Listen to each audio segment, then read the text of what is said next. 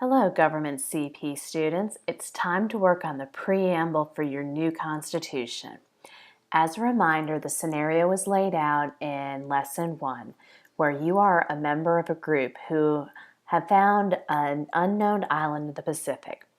As a founder of this nation, you need to set up a new government for your citizens. Keep in mind, citizens are people, not animals. And now we are in Lesson 3, and it's time for you to submit your preamble. So let's review what you need to do.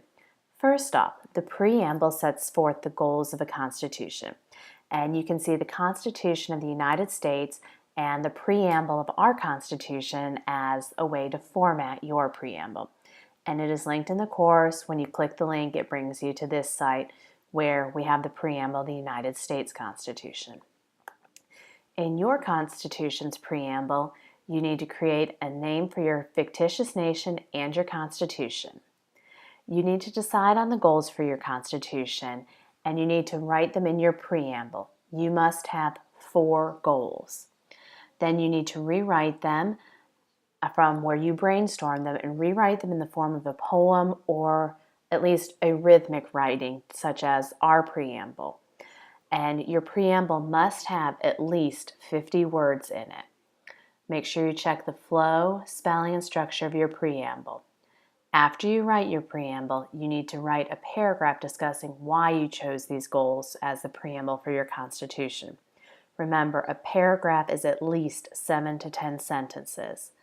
Once you complete this section, you need to submit your assignment as a PDF, or you may submit a link to a Google Doc. Those are the 2 options you have for submitting your work in my course. Now to see how to earn full credit. For 5 points, you created the fictitious name for the country and its constitution. 12 points, you wrote the preamble with at least 4 goals, representing the ideals, dreams, and aspirations of the new nation. You included a paragraph that discussed why the preamble goals were chosen, and that is worth 8 points. And then your document follows correct conventions in grammar, structure, and spelling for 5.